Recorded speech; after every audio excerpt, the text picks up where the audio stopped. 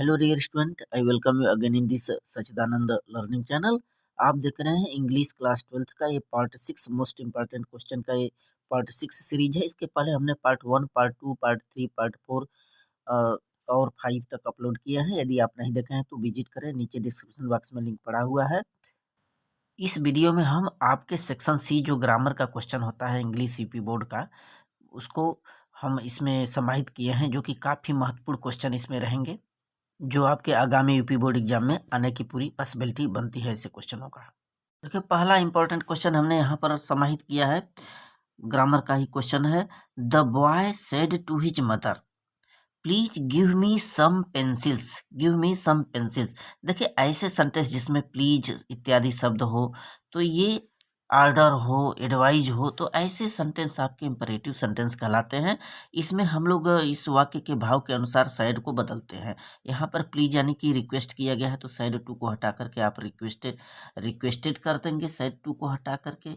तो क्या हो जाएगा, the boy requested his mother, और यहाँ पर प्लीज को हटा करके जो कंजक्शन होता है टू का यूज करते हैं, टू को लगाते हैं, to give him some pencils. अब जो यहाँ पर फर्स्ट पर्सन का प्रोनाउन मी है, अब सब्जेक्ट बॉय के अनुसार हिम कर देंगे, तो क्या हो जाएगा टोटल, एक बार देखे से पुनः, the boy requested his mother, यहाँ प्लीज हटाएंगे, to give him some pencils, ये हो जाएगा।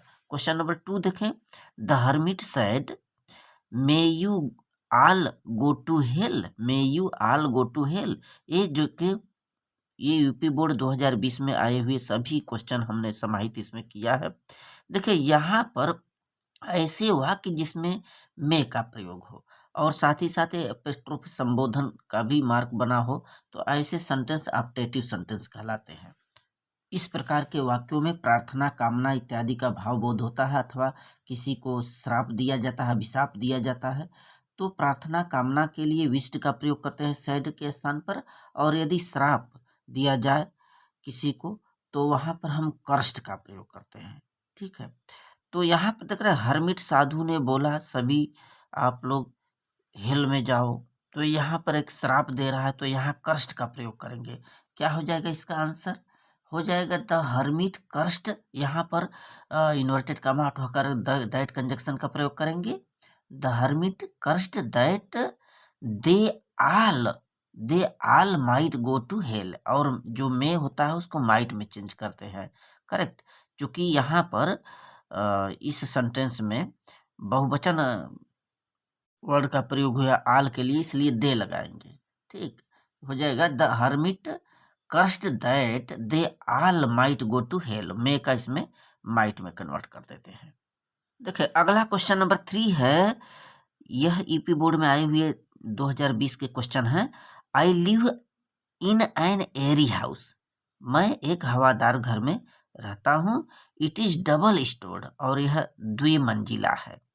इसको कंबाइन करना है, कंबाइंड इनटू कॉम्प्लेक्स सेंटेंस में चेंज करना है। तो कॉम्प्लेक्स सेंटेंस में हम लोग रिलेटिव प्रोनाउन का भी प्रयोग करते हैं, रिलेटिव प्रोनाउन और रिलेटिव वर्ब का प्रयोग करते हैं, जिसमें हूँ, हाउ, हूँ, व्हिच, वेयर, दैट इत्यादि कंजक्शन को लगाते हैं। आप ग्रामर को अच्छे से समझने के लिए हमारे डिस्क्रिप्शन बॉक्स में लिंक पड़ा हुआ है, हमने सारे ग्रामर को पढ़ाया हुआ है, जाकर के चेक करें, वीडियो मिल जाएगा आपको डिस्क्रिप्शन बॉक्स में उसका लिंक। तो यहाँ पर हम लोग हूँ का प्रयोग कर देंगे, तो क्या हो जाएगा, I I live in an airy house which is double storied, जो कि द्विमंजिला है। यहाँ पर व्हिच का प्रयोग करेंगे, जो रिलेटिव प्रोनाउन व्हिच है उसका प्रयोग करेंगे। I live in an airy house which is double storied. Question number next 4th check करें। She heard the news, she fainted. अब इसको कंबाइंड करना है, सिंपल सेंटेंस में बदलना है।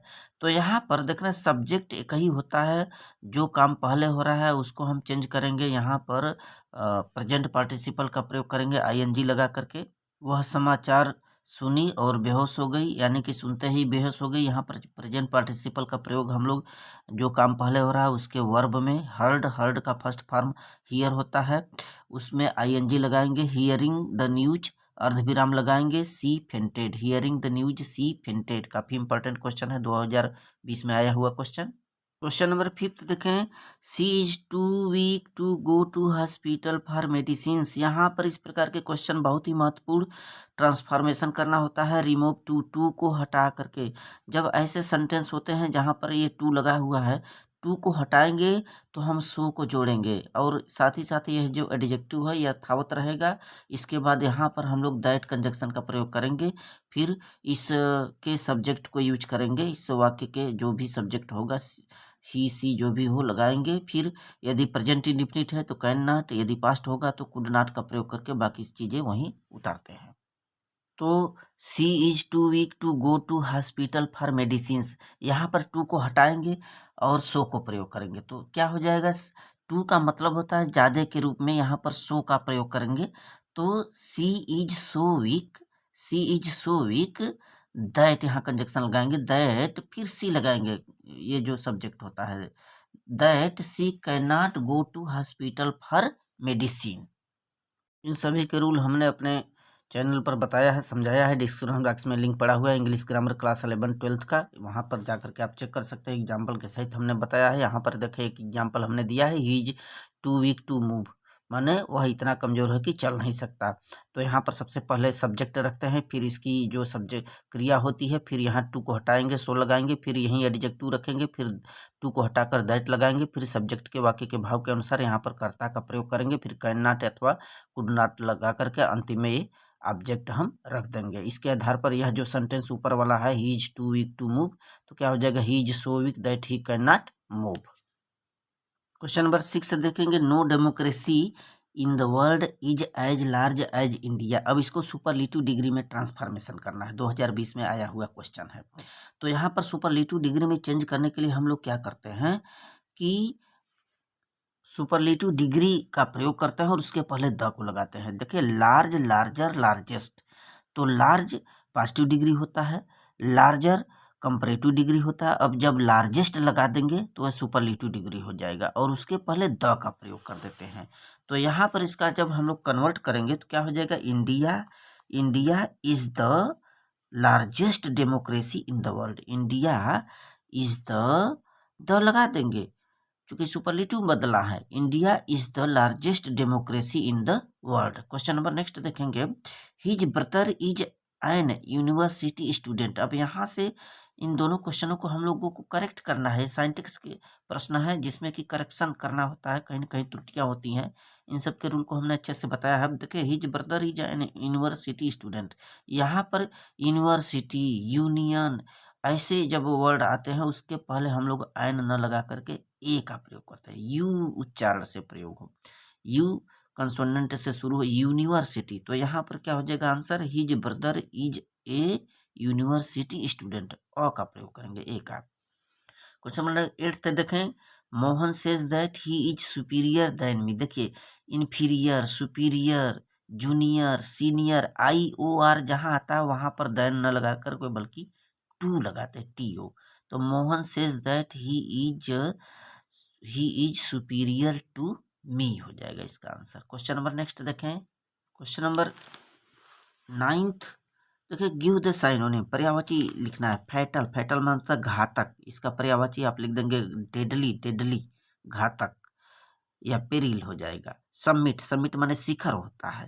पीक, जेनिथ, टॉप, जो भी लिखें।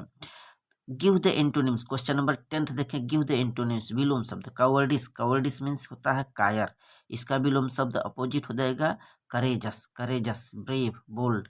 इनिशियल माने होता है प्रारंभिक, शुरुआती, तो इसका जब होता है लास्ट लिख सकते हैं या फाइनल लिख सकते हैं, फाइनल।